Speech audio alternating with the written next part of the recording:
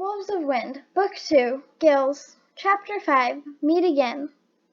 Rain slowly raised her head. It was dark outside and stars were speckling the sky outside the den. She was about to go back to her nest when she heard some ferns rustling outside. Rain sniffed the air and smelled a riverpack wolf. Something about it was familiar, but Rain couldn't place it. She poked her head outside the cave and saw a white wolf sneaking back towards riverpack territory with a fat rabbit in her mouth. Stealing!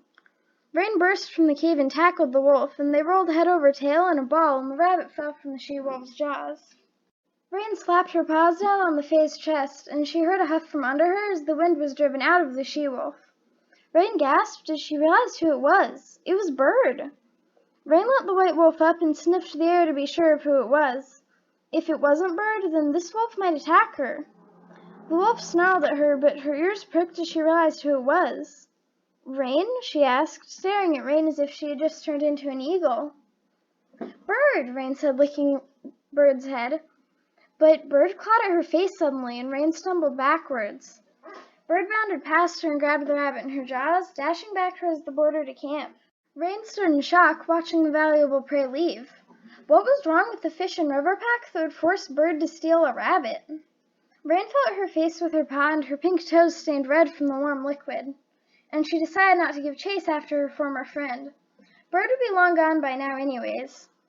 But suddenly a sharp scent hit Rain's nose, the scent on her paw but much stronger and further away. Rain sniffed the air and began padding towards it, her belly fur brushing the leaves under her silently as she slid forwards like a snake.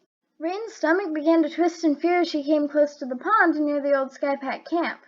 Rain recognized it from her apprentice training with grass. The night was foggy and Rain could hardly see. Her paw brushed against something soft and warm. Rain jumped and looked down, surprised to see a familiar face. "Rain?" the dark golden she-wolf whispered, opening her eyes. "I'm here, Forrest. What's wrong?" Rain searched her mother's pelt for injury, but she wasn't sure where the blood was spilling from. It seemed like there was some invisible wound inside. "Rain, the long beasts, they came. This is so wrong. It wasn't supposed to happen yet." "Forrest, what's happening?" I'll carry you to the den. Boulder will be fine with it, I'm sure." "Thank you, Rain. You're a great daughter. I love you so much, Rain. I hope I make it through this." Suddenly, though, as the mist cleared from Forrest's wing area, Rain realized what was wrong. She hadn't even been able to look at Forrest's wings, and partially because the mist was around them, and there was so much of it. But another reason was because there were no wings to look at. "Your wings! What happened?" Rain stuttered, nearly dropping Forrest. The long beasts came with terrible sticks of bloody-smelling rocks. They shot deadly stones out of them that made terrible thunder sounds. They took my wings and left. "That's terrible!" Rain remembered when she had seen the strange furless creature. It had shot something out of a bloody-smelling stone, too. "Come on, I'll show you to our den. Don't try to walk, I'll carry you," Rain said as she looked at Forrest sadly. When they got there, Boulder came running to Rain, clearly worried that Rain was hurt when he had smelled blood.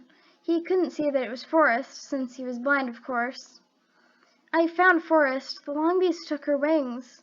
Rain whimpered so softly that she wondered if Boulder had heard her. He had. "Oh, Forrest, I suppose you're here for recovery?" Rain winced at Boulder's rudeness. What had happened to the kind pup that she had seen so long ago when she was also a pup? "You could be nicer to my mother," Rain loudly whispered, getting out of Forrest's earshot.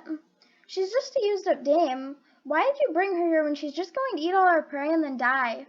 Boulder said, glaring.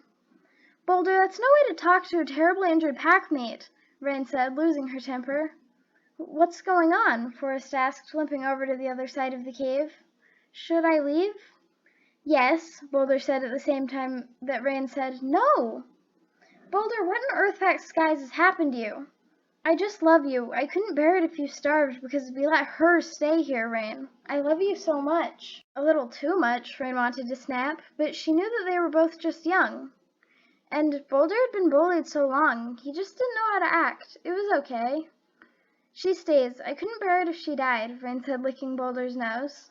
"Fine, but you have to eat first," Boulder said firmly.